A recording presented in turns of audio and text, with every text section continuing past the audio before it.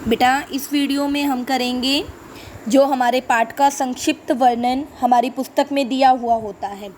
क्या है? संस्मरण स्मृतियों से बनता है।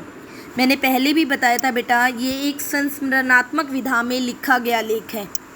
स्मृतियाँ होती हैं यादें, तो जो संस्मरण है वो यादों से बनता है और स्मृतियों की विश्वसनीयता उसे महत्वपूर्ण बनाती है।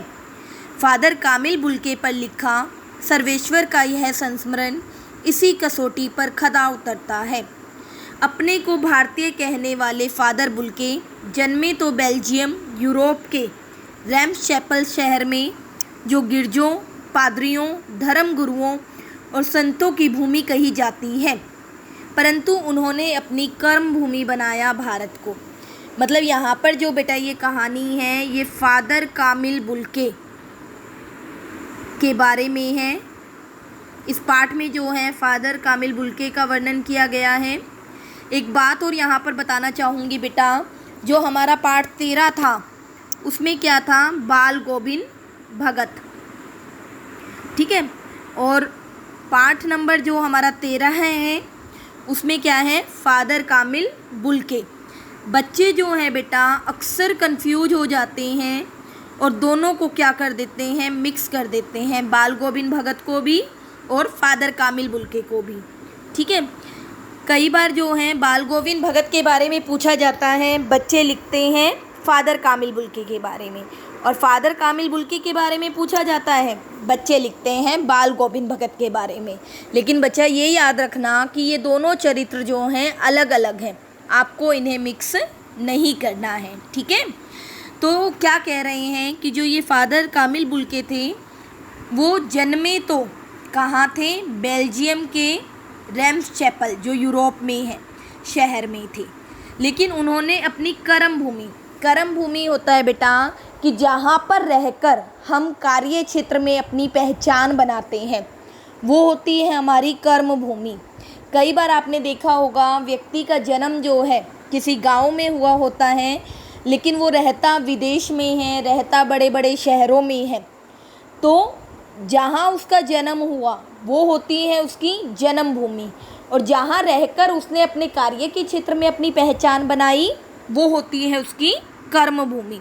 तो ऐसे ही हमारे जो ये फादर कामिल बुल्के थे, इनका जन्म बेल्जियम के रैम्स चैपल शहर में हुआ था, लेकिन इन्हें जो है भारत की संस्कृति और यहाँ के भौगोलिक वातावरण ने, या ऐसी ही बहुत सारी चीज़ें थी, यहाँ के साधु संतों के जो आप कह सकते हो विचारों ने इतना प्रभावित किया कि इंजीनियरिंग की अंतिम वर्ष की पढ़ाई छोड़कर इन्होंने भारत आने का निर्णय लिया, ठीक है।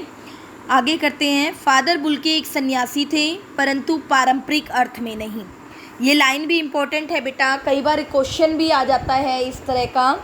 क्यों कहा लेखक ने कि फादर बुल्के जो थे एक सन्यासी थे परंतु पारंपरिक अर्थ में नहीं?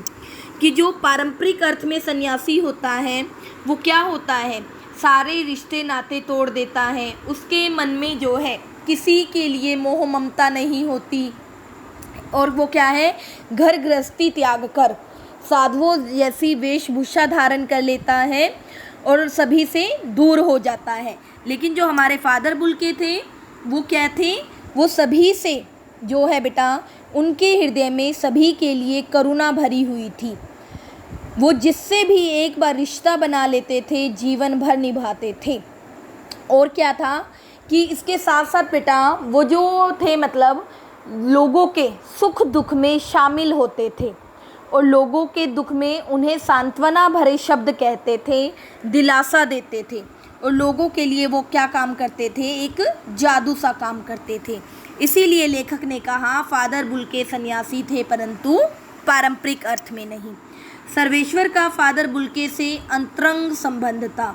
अंतरंग संबंध आप कह सकते हो गहरा संबंध था, जिसकी झलक हमें इस संस्मरण में मिलती है। जब हम पाठ को पढ़ेंगे तो आपको अच्छी तरीके से पता चल जाएगा बेटा कि कैसे सर्वेश्वर कौन है हमारे लेखक, कि लेखक का और फादर बुल्के का कितना गहरा संबंध था। लेखक का मानना है कि जब तक राम कथा है तब तक विदेशी भारतीय साधु को याद किया जाएगा, क्योंकि इन्होंने राम कथा में शोध का कार्य भी किया था तथा उन्हें हिंदी भाषा और बोलियों के अगाध प्रेम का उदाहरण माना जाएगा। बेटा, एक विदेशी होने के बाद भी जो उनका हिंदी भाषा के प्रति प्रेम था वो हर मंच से झलकता था। जब भी वो किसी मंच पर जाते थे तो हिंदी भाषा के लिए जो है हमेशा जो है हिंदी भाषा के उत्थान के लिए कोशिश करते थे। वो हिंदी भाषा को जो है भारत की राष्ट्रभाषा बनाना चाहते थे, राष्ट्रभाषा के रूप में देखना चाहते थे। और उन्हें बड़ा दुख होता था बेटा कि हिंदी वासी मतलब जो हिंदुस्तान के लोग हैं वही जो हैं अपनी इस भाषा का क्या करते हैं, अनादर करते हैं, इसकी उपेक्षा करते हैं।